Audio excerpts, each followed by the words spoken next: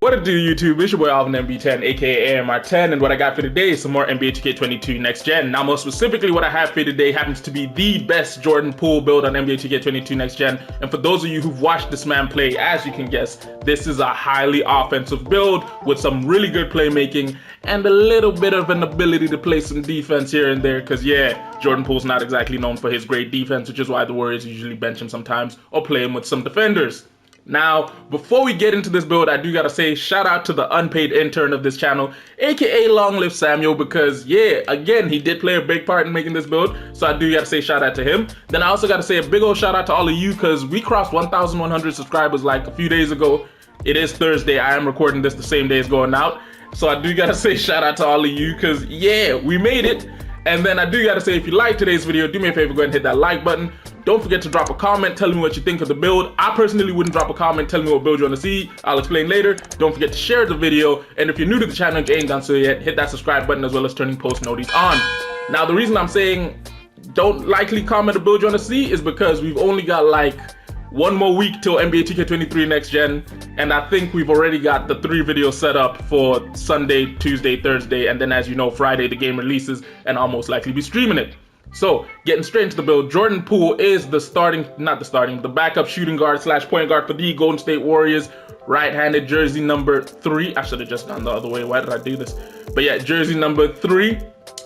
Height-wise, he does come in at 6'4" and has about a weight of 194 pounds. And we decided to give him a wingspan of 6'7", mainly because this allows us to get a 90+ on our 3-ball, and also because it allows you the capability of being able to get your elite contact dunks if you want to on this build. But personally, I would not put them on a Jorand Poole build because again, he is not one of the most, he's not a high flyer. He is slithery in his ability to finish at the cup through layups and contact, but he's not exactly one of those guys who's always catching bodies.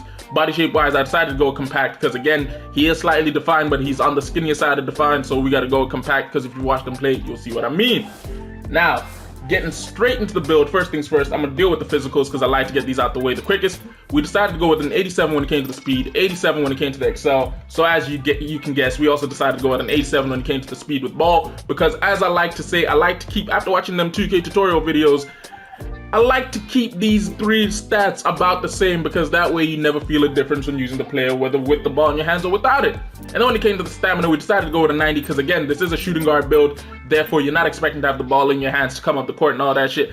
You know, pause, alright? I get it, I say ball in your hands a lot, alright? The ball's in your hands, hold that. Anyway, vertical, we decided to go with a 74 because again, we're not aiming to get any form of elite, or you can't even get, no, you can get small contact dunks on this, but we aren't aiming to get elite or small contact dunks. So we went with a 74 vertical, mainly because it does allow us to get pro. No, it doesn't allow us to get pro when you see the dunk, but yeah, we just went with it because, hit up Samuel in the comments. He knows why he chose a 74 vertical. I can't remember why. Now, to start it off, let's round up the finishing. As you can guess, driving dunk wise, we went kind of low at a 79 because we did want you to have the ability. Actually, I remember why we went with the 74 vertical. We wanted you to have the ability to get quick flushes off of 1 and 2 feet because some of you do like that. And then when it came to the driving layup, we went with a 90 because, as I said, even though he's not the greatest at dunking on people, he's one of the most slithery people I've seen get into the hoop once he gets by you. So we decided to respect it by giving him a 90 when it came to the layup because it allows him to get gold fearless finisher, acrobat, giant slayer, mouse in the house, and of course slithery finisher with Hall of Fame teardropper and pro touch. And then on the close shot, we decided to give him an 80. Just because, again, around the basket, he is nice at finishing, so you got to put some respect on his name, and this allows him to get silver grace under pressure, as well as silver hook specialist, which, you know what I'm saying, I wouldn't exactly say it's something that links to him, but it's something you get by putting that at an 80. Now, as you can see, that does allow us to finish with 24 total finishing badges on that side of the ball, so we will move over to rounding up the playmaking. We decided to give him a ball handle of an 87 because, as most of you know, this allows you the ability of getting gold unpluckable, which I personally feel is a bit nice to run in this game because some people do be spamming square and you don't want to have that misfortunate event where they manage to get a rip on you. And then when it came to the pass accuracy, we went with a 70 because even though he does spread the ball a little bit, the truth of it is when he's brought on the floor, he's brought on to be someone like Steph, i.e.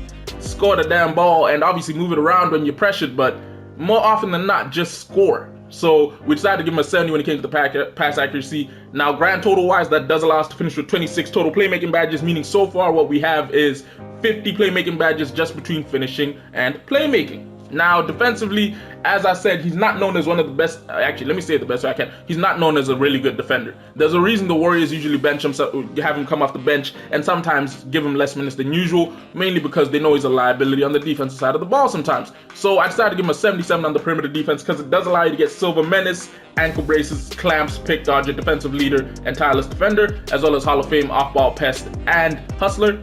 And then when it came to the steal, we also decided to go with a 78 because this does allow you to get gold interceptor, because even though he's not one of the best defenders out there, he does know how to play passing lanes, because to tell the truth of it, if you play in the NBA, most people expect that you can play passing lanes. Now, block-wise, we decided to go with 57 because this does allow you to get bronze intimidator, pogo stick, as well as chase down artist. The main thing we were aiming for was intimidator because, as I always say in this game, you do have to run intimidator of some form, because without it, you're just a liability waiting to get exposed. Now, that does give us only 14 defensive badges, totaling us up right now to 64. But when you see the shooting, it will make up for everything you see on the other side of the ball.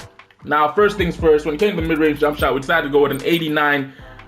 Mainly because, yeah, we wanted the ability of getting gold blinders, and when you see the 3-ball we gave him, we couldn't exactly get gold blinders, so we needed to give him an 89 on the mid-range jump shot. Now, this does also allow us a few other clutch badges, such as gold difficult shots, Hudson Hunter, mismatch expert, as well as Hall of Fame fade ace, sniper, volume shooter, clutch shooter, and lucky number 7. And then when it came to the 3-ball, we decided to go with an 87 because this allowed us to get all shooting badges at gold.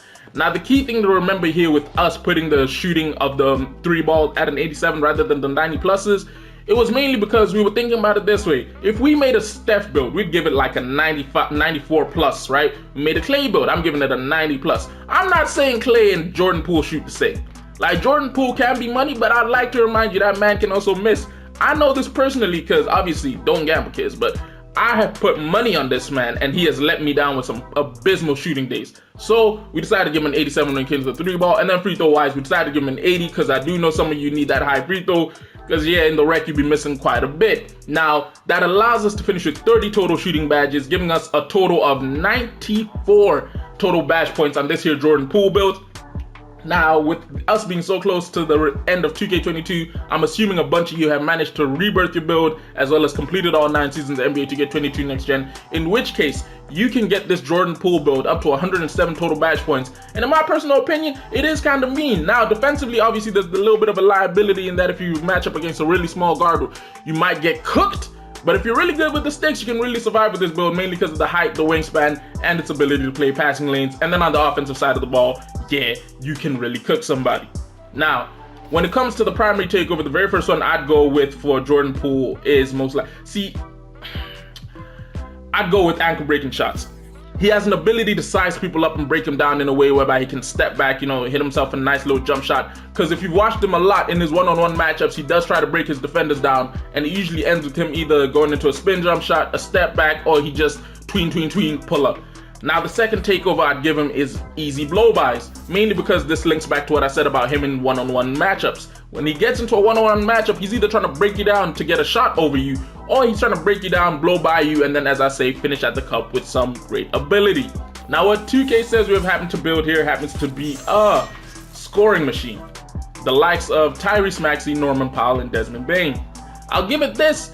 These shades of are correct because all 3 of those dudes, in my personal opinion, are scoring machines. I mean, Tyrese Maxey, it is expected when playing with a bum like James Harden that you got to be a scoring machine. Norman Powell, I can see it because the man is traded around quite a bit recently, mainly because teams really want to get the spark out of him. And then Desmond Bane really did show it this year, apart from the playoffs where I was talking big about him and he decided to kerfuffle a little bit. But yeah, hopefully you guys enjoyed today's video, which if you did, don't forget to do me a favor, go ahead and hit that like button. If you're new to the channel and you ain't done so yet, don't forget to hit that subscribe button, as well as turning post notifications on.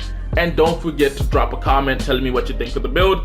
And yeah, I'll see you on Sunday. Low-key, this video was never meant to come out because I didn't have a controller until last night. But yeah, I'll explain that in the comments. Deuces.